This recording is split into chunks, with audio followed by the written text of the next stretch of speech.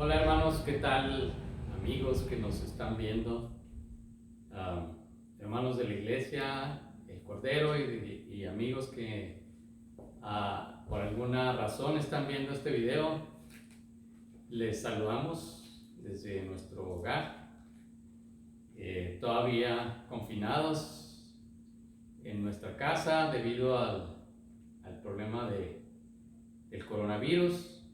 Pero bien, gracias a Dios. Y también le damos gracias al Señor porque en la iglesia hasta este momento, gracias a Dios, no tenemos ningún percance de parte que esté relacionado con el coronavirus, así que le damos gracias al Señor por su protección. Y quiero que empecemos con el mensaje de esta mañana, de esta tarde, con una declaración de propósito. Ese es el título del mensaje y sobre eso va a estar versado el mensaje de esta tarde, esta mañana. Pero antes quiero orar y le invito que ahí donde está usted incline su rostro, cierre sus ojos y invoquemos el nombre del Señor. Señor bendito, Padre nuestro que estás en los cielos, gracias te damos por este momento, Señor, que tú te dispones a hablar a través de tu siervo, Señor. Gracias, Señor, porque tú eres amoroso, misericordioso con nuestras vidas, Señor, y podemos verlo que en medio de esta pandemia, de este problema del coronavirus, Señor, tú has guardado nuestras vidas, nos has protegido y has provisto, Señor, el pan en nuestra mesa, Señor. Gracias, Señor. Pero también oramos por aquellos que están enfermos, Padre. Oramos por aquellos que están pasando por esta enfermedad, para que tú los levantes, Señor, en victoria. Y que tú, Señor, te honres y te glorifiques en cada una de esas vidas, Señor, para que tu mensaje sea claro, Señor, que tú eres un Dios vivo, un Dios actual, un Dios entre nosotros.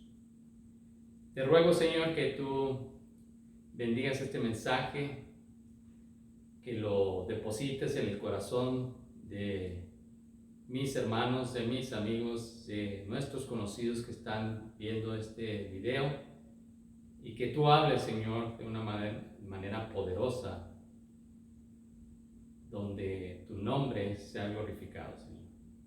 Gracias por tu Hijo, a quien le damos la honra y la gloria, Señor, por haber dado su vida, Señor, por nosotros en la cruz del Calvario.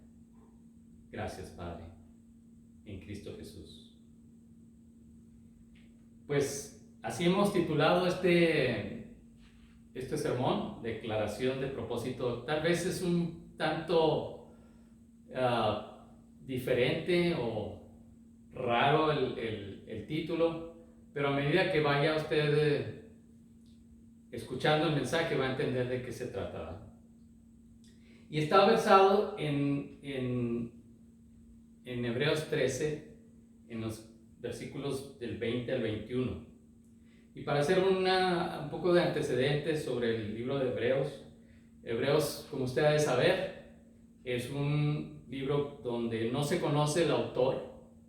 Muchos piensan que pudo haber sido Pablo, Bernabé, Silas, Apolos, Lucas, Felipe, inclusive Priscila, Aquila o Clemente, y algunos hasta han pensado en otros autores. Lo que sí es claro que una de las cosas que dice el libro en capítulo 2, en el versículo 3, dice que él ha recibido el mensaje por confirmación de otros, y eso pues ahí descarta algunos que pudieran ser los apóstoles, incluyendo Pablo. Entonces, aparte, una de las cosas extrañas del libro de Hebreos es que no utilizó los versículos del del Antiguo Testamento, sino que prefirió hacer referencias del Antiguo Testamento en griego, de la Septuaginta. Entonces, pues, independientemente de quién haya sido el autor, sabemos que fue inspirado por Dios y que el autor, al final de cuentas, es el Espíritu Santo. Y como tal debemos de recibir esta palabra directamente del corazón de Dios. Entonces, yo quisiera llevarlos a esos dos versículos, que son unos versículos poderosos, que traen mucha información de parte de Dios para nuestra vida. Y estos versículos dicen así: y el Dios de paz, que resucitó de los muertos a nuestro Señor Jesucristo, el gran pastor de las ovejas, por la sangre del pacto eterno, os haga aptos de toda buena obra para que hagáis su voluntad, haciendo Él en vosotros lo que es agradable delante de Él por Jesucristo, al cual sea la gloria por los siglos de los siglos. Amén. Hebreos 13, del 20 al 21.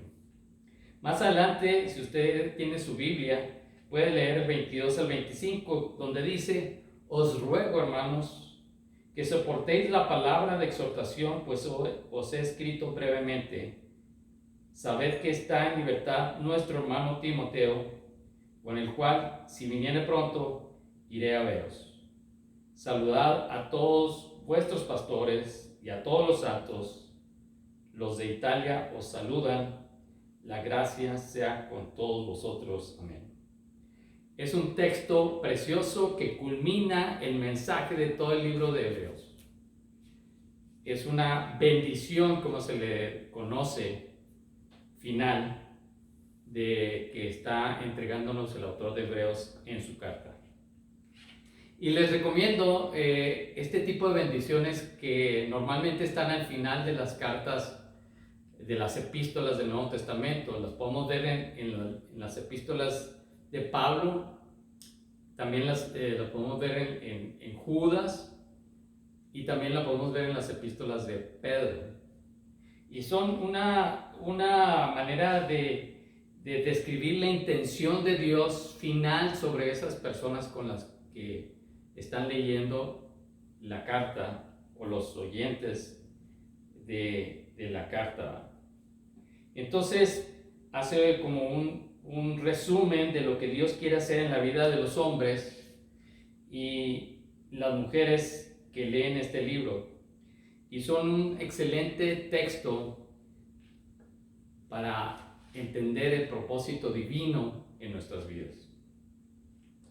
¿Quién no ha leído aquellos versículos famosos que son la bendición final de la carta de Pedro, la primera carta de Pedro, que dice así: mas el Dios de toda gracia, que nos llamó a su gloria eterna en Jesucristo, después que hayáis padecido un poco de tiempo, Él mismo os perfeccione, afirme, fortalezca y establezca.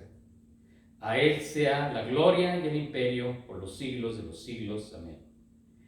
Una hermosa bendición con la que culmina Pedro su primera carta. Lo mismo está haciendo aquí el autor de Hebreos. Bueno, el texto que tenemos para el mensaje de este día se le puede llamar una declaración de propósito. Y usted me preguntará, ¿en qué consiste o qué quiere decir una declaración de propósito? Bueno, una declaración de propósito es todo lo que todo hombre o toda mujer debe de tener primeramente. Este tipo de declaración es cuando una persona le pregunta a otra, ¿qué estás haciendo aquí en este mundo? Es una declaración para contestar a esa pregunta. ¿Qué estás haciendo en este mundo? Si yo le pidiera que ustedes escribieran en este momento en una hojita ahí y me contestaran unas cuantas palabras, perdón, no más de 40, 30 palabras, ¿cuál es la razón por la que usted está en este mundo? ¿Por qué una vez que el Señor lo salvó, ¿Por qué no se lo llevó directamente al cielo en ese momento?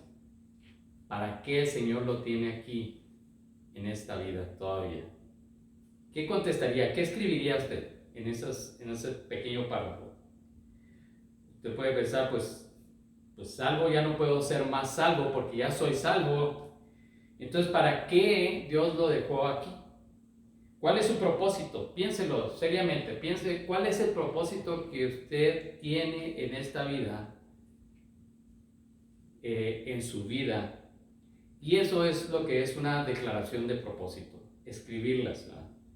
Describiendo la razón por la que usted vive en este planeta. Cuando yo estudiaba la maestría en administración, recuerdo muy bien que una de las clases el maestro nos dijo: quiero que me den en un párrafo la misión de sus vidas y las vamos a compartir la próxima vez que nos reunamos.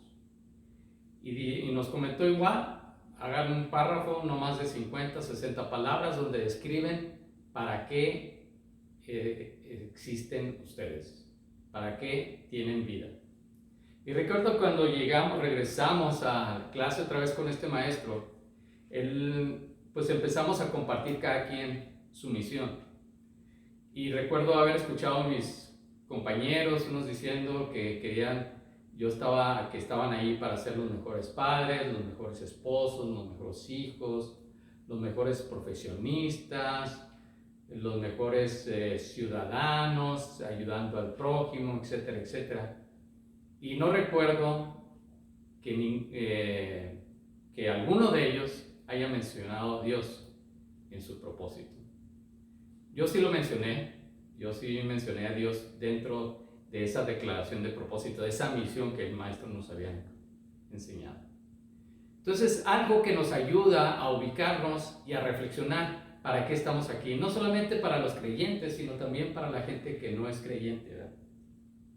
Entonces, todos los cristianos deberíamos de tener una declaración de propósito, donde contestáramos esa pregunta: ¿por qué estamos aquí todavía?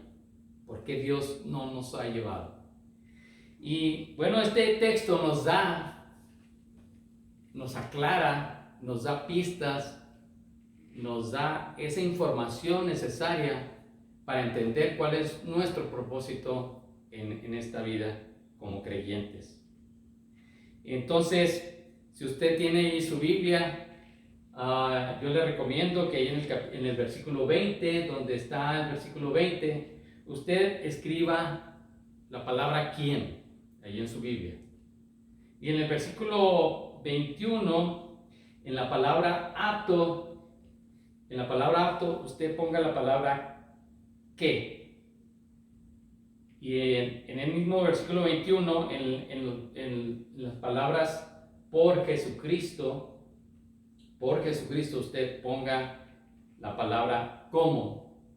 Y finalmente, en las palabras que dicen agradable y la gloria de Dios, usted ponga para qué. Estos van a ser los 4 puntos que vamos a manejar. Pero para que usted se ubique, qué es lo que debe tener nuestra declaración de propósito, nuestra misión. ¿Qué estamos haciendo aquí? Si solamente estamos para ser padres, hijos, hermanos, esposos, abuelos, gente que seamos buenos amigos, profesionistas, trabajadores. Esta declaración que vemos aquí en estos versículos está completa para un cristiano. Entonces, lo primero que vamos a ver aquí es, la primera parte es el quién. Sabe que el autor de Hebreos simplemente podría haber utilizado la palabra Dios y haber dicho Dios y en el versículo 21 y pasarse al versículo 22. Sin embargo, utiliza una serie de atributos y nombres del Señor para magnificar y poder compartir y transmitir esa información de lo que es Dios, de lo que es nuestro Padre. Magistralmente inspirado por el Espíritu Santo, el autor de Hebreos, simplemente no es algo escueto, sino usa varias declaraciones para describir a nuestro Dios. Y la primera es que utiliza es que es un Dios de paz. Y el Dios de paz que resucitó de los muertos a nuestro Señor Jesucristo, en quien está asentada nuestra vida, hermanos, amigos, en quien debe estar asentada nuestra vida, es en el Dios de paz, en el Padre Celestial. El Dios que nos llamó y nos acercó a su presencia. Es un Dios de paz. A nosotros que antes éramos extraños, como dice aquí, y vino y anunció las buenas nuevas de paz a vosotros que estabais lejos. Estábamos lejos. Éramos extraños, estábamos fuera de la comunión con Dios. Pero ahora estamos cercanos porque hemos escuchado las buenas nuevas. Y el otro versículo que dice, y todo esto proviene de Dios quien nos reconcilió consigo mismo por Cristo. Antes éramos enemigos de Dios y ahora hemos sido reconciliados con Dios por la sangre de Jesucristo. Y ahora tenemos paz para con el Señor, para con Dios. Y todo esto proviene de Dios. Es una obra que Dios, el Padre, hizo a través de su Hijo Jesucristo para ponernos en amistad con Él, en paz con Él. Antes enemigos, ahora amigos. Antes lejanos, ahora cercanos. Ese es el Dios de paz. Antes pueblo extraño, ahora somos su pueblo. Antes contrarios, ahora en paz. Todo por la obra de su Hijo. ¿Y por qué tenemos paz con Dios? Porque Dios ha hecho un pacto eterno. Un pacto eterno contigo y conmigo, donde no hay la posibilidad de ser quebrantado. Es imposible que sea quebrantado porque Él se ha comprometido su palabra en este pacto eterno, un pacto eterno del que vamos a hablar más adelante. Pero la otra declaración de la que el versículo nos dice es que es el gran pastor de las ovejas.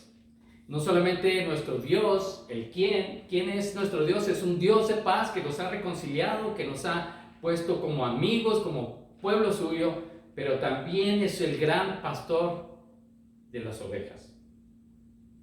¿Por qué está escrito de esta manera? Es interesante. ¿Por qué el autor de Hebreos menciona al Señor al Señor Jesucristo como el gran pastor de las ovejas? Si yo le dijera que alguien quiere mentorear su vida, modelar su vida, y que usted se va a poner bajo la supervisión de esa persona, usted se preguntaría primeramente, ¿quién es esta persona? Para ver si vale la pena estar bajo su supervisión o bajo su mentoreo. Necesita saber qué calificaciones tiene. Bueno, seguramente el autor de Hebreos debió haber pensado en esto y dijo, yo quiero transmitir a mis lectores lo que es el Señor. El Señor es el gran pastor de las ovejas, para que ellos puedan tener la confianza de depositar sus vidas, porque Él, quien es el pastor de las ovejas. Y note que nuestro Señor Jesucristo en este pasaje es nombrado el gran autor, el gran pastor de las ovejas, con la idea de resaltar lo que está detrás de la palabra pastor.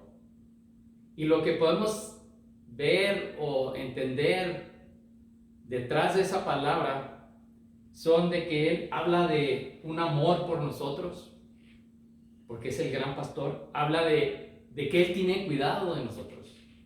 Habla de que Él tiene provisión, nos da su protección, nos guía como ovejas, y más que y al final lo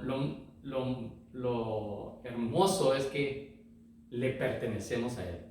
Somos parte de sus ovejas. Pedro habla también de que el Señor Jesucristo es el príncipe de los pastores, pero ahí habla de la autoridad y de la supervisión que Dios, Jesucristo, hace sobre los pastores que cuidan las iglesias, que cuidan las congregaciones, la grey.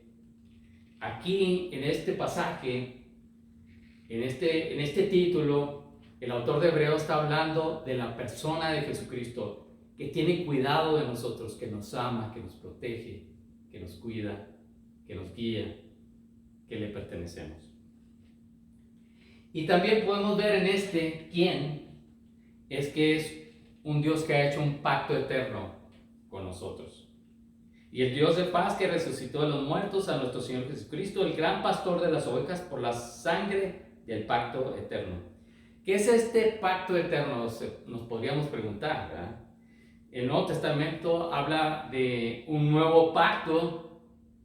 De hecho, el nuevo pacto se menciona en la Biblia 10 veces, de los cuales 9 se mencionan en el Nuevo Testamento.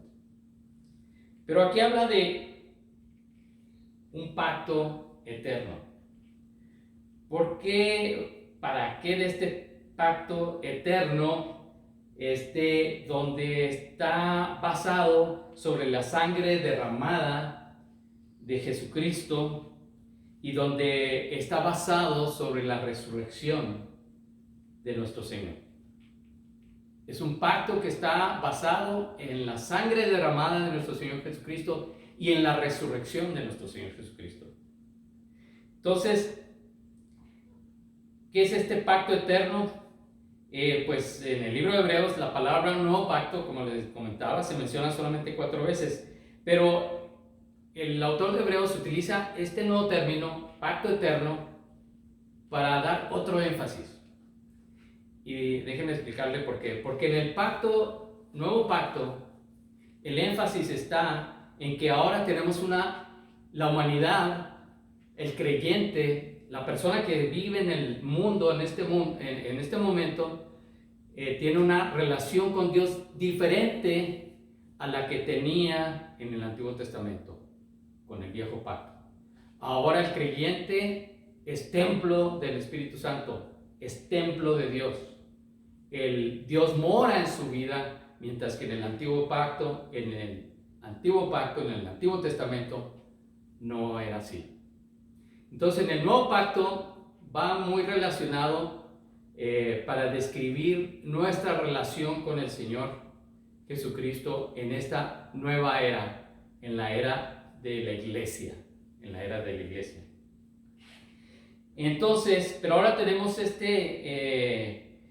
pacto eterno, y este pacto eterno es lo mismo que el nuevo pacto, pero con otra descripción para darle énfasis en otro aspecto, ¿verdad?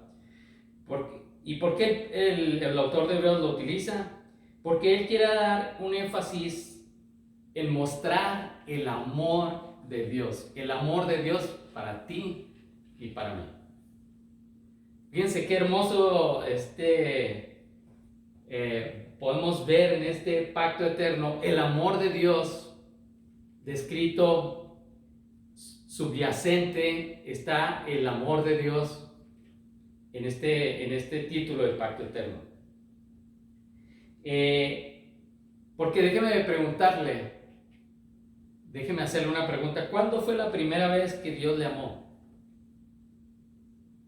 ¿Desde cuándo Dios tenía la intención de salvarle? Y a través de la sangre de su Hijo Jesucristo. ¿Acaso fue cuando usted creyó por primera vez? ¿O acaso fue que Dios le amó en el momento en que Dios le dio vida y que dio usted su primera bocanada de aire cuando nació? Déjeme decirle que este pacto de salvación que Dios tenía en su vida estaba desde antes de la fundación del mundo. No ha habido un tiempo faltante en la existencia de Dios donde no estuviera viendo tu rostro, donde no estuviera viendo tu vida, desde antes, mucho antes que nacieras. Es un pacto eterno que Dios hizo desde antes de la fundación del mundo. Siempre ha visto tu vida desde antes que nacieras, antes que existieras. Vio tu maldad, te perdonó, te limpió, te lavó con la sangre de su Hijo Jesucristo y te salvó por la eternidad desde antes de la fundación del mundo. Es un pacto eterno que Dios, el Padre, hizo para salvarte a ti y a mí. Según nos escogió Él antes de la fundación del mundo para que fuésemos santos y sin mancha delante de Él. ¿Qué nos dice este versículo? Que esto sucedió antes de Génesis, antes de la creación. Y también tenemos otro versículo que dice: quien nos salvó y llamó con llamamiento santo, no conforme a nuestras obras, sino según el propósito suyo y la gracia que nos fue dada en Cristo Jesús antes de los siglos. Dios siempre te ha amado. Dios siempre te ha tenido en mente antes de los tiempos de los siglos. Fuiste concebido en pecado, pero Dios planeó antes de los tiempos de los siglos en tomarte, lavarte con el sacrificio de su Hijo Jesucristo y darte vida eterna para que tú pudieras estar en la presencia de Dios totalmente sin mancha, viendo su gloria y su santidad. Un pacto eterno. Yo creo que el autor de Hebreos ha de haber pensado, estos ya son especulaciones mías, pero me imagino que él debe haber pensado qué declaración pudiera yo escribir aquí para que mis lectores puedan recordar lo hermoso, lo maravilloso que es nuestro Dios, como un mensaje final, como un pensamiento final de mi carta. ¿Qué puedo hacer para hacer ese impacto? Primero les voy a decir, yo creo que haber pensado que nuestro Dios es un Dios de paz, que ahora ya no somos enemigos, ahora somos amigos, somos su pueblo. Y luego les voy a decir que Dios salvó por la sangre derramada de su Hijo en un pacto eterno. Y luego les voy a decir que no solamente es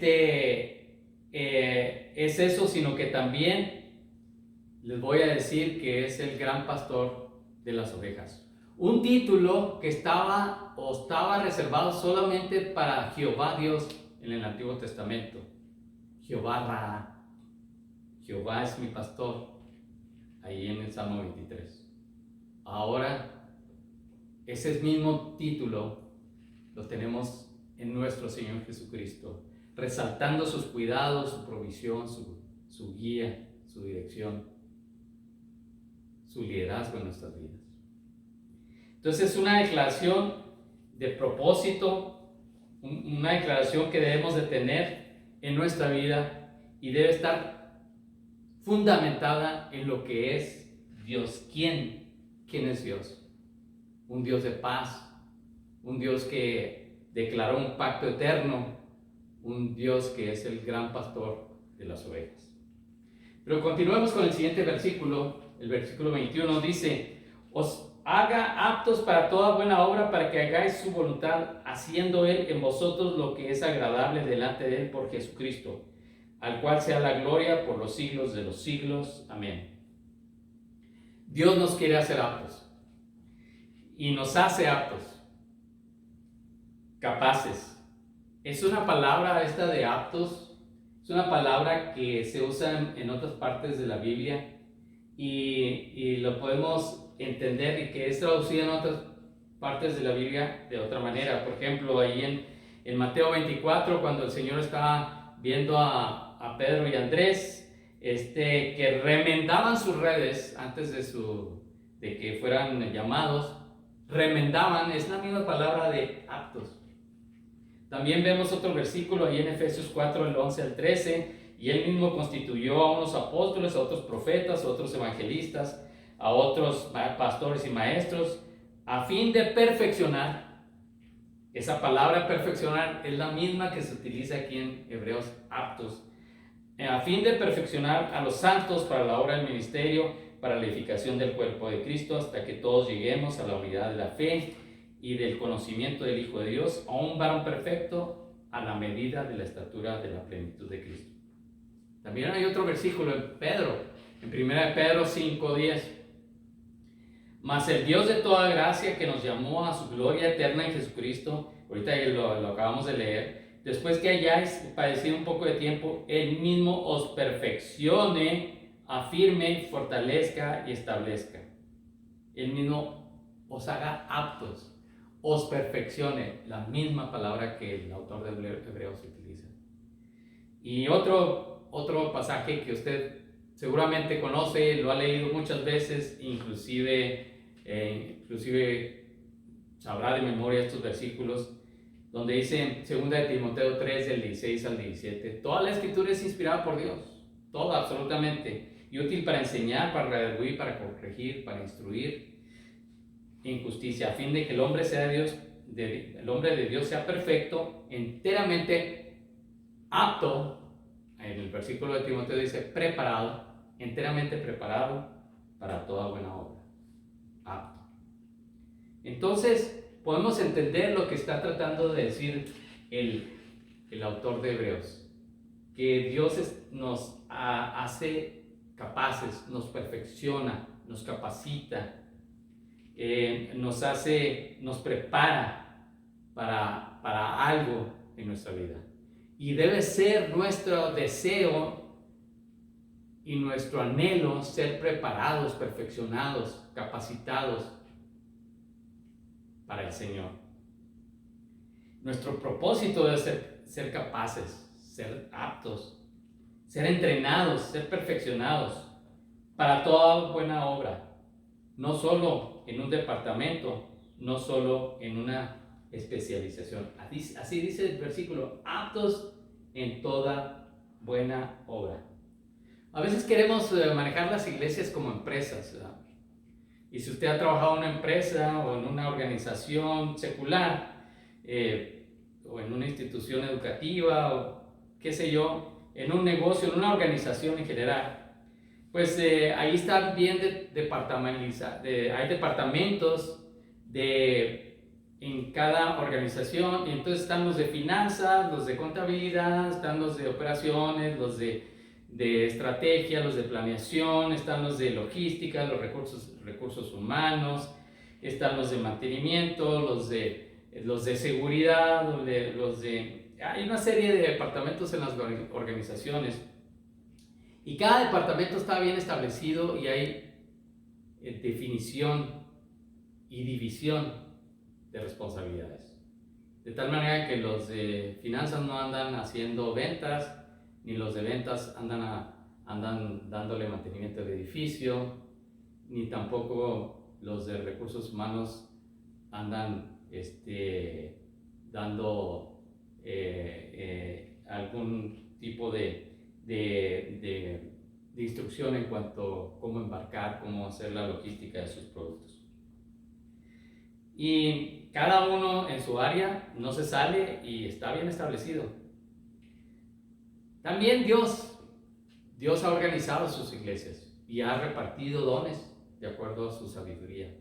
De tal manera que usted y yo tenemos dones, tenemos cierta especialización dentro de la iglesia para trabajar, para servir dentro de la obra del Señor.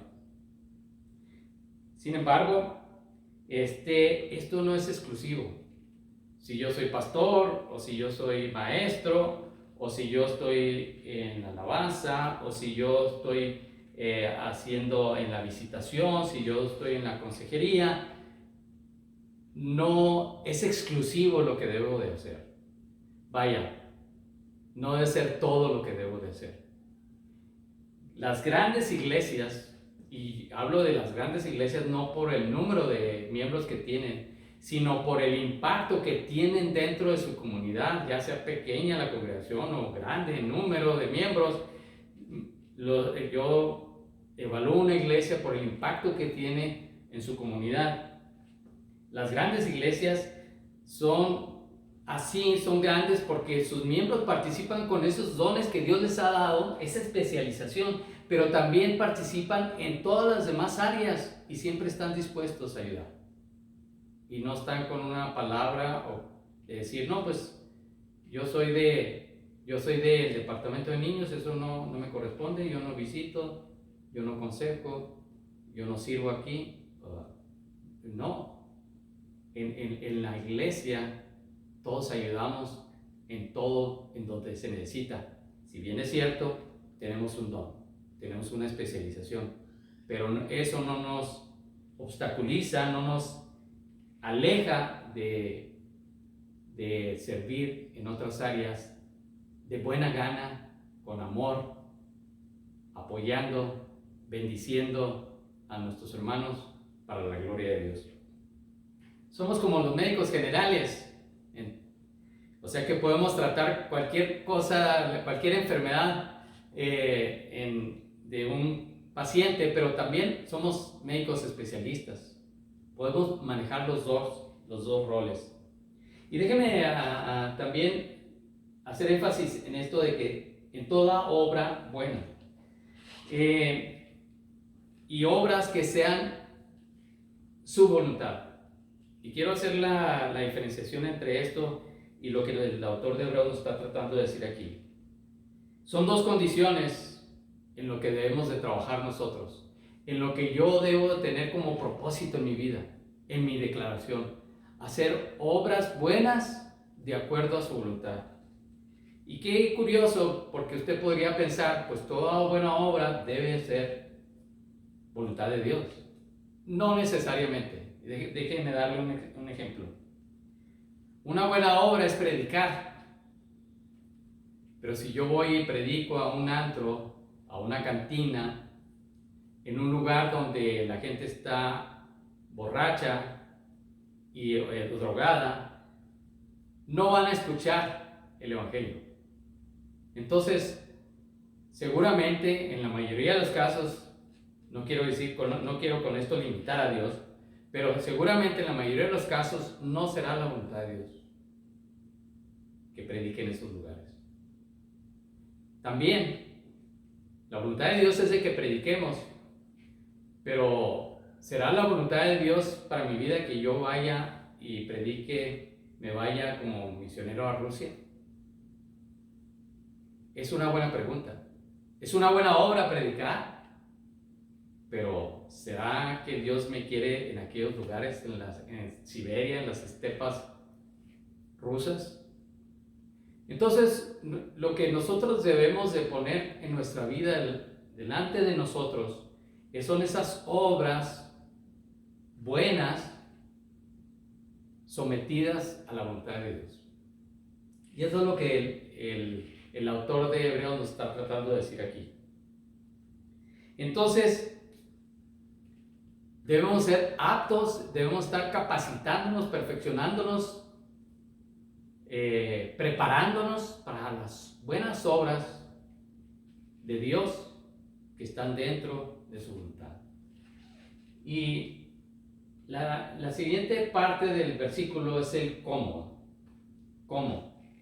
¿Cómo es que yo voy a poder desarrollar esa misión, ese propósito en mi vida? El autor dice aquí: os haga aptos en toda buena obra para que hagáis su voluntad, haciendo Él en vosotros lo que es agradable delante de Él por Jesucristo, al cual sea la gloria por los siglos de los siglos.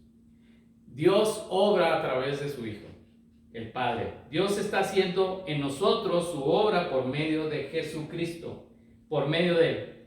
Nuestro propósito en hacer obras buenas en su voluntad debe estar dentro de nuestra misión, pero deben ser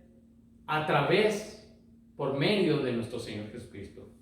Esto es importante porque no consiste en la vida del creyente en estar haciendo obras independiente de nuestro Señor Jesucristo. No puede ser eso. No hay vida cristiana aparte de Jesucristo. Nuestras vidas deben de producir buenas obras que sean la voluntad de Dios, pero a través, por medio de Jesucristo. Es a través de Él quien Dios hace la obra en el creyente. Debemos de tener presentes eso en nuestras vidas cuando estamos nosotros reflexionando sobre qué es lo que tengo que hacer, qué es lo que debo de hacer, para qué estoy aquí en esta vida, para hacer obras buenas dentro de su voluntad, pero es a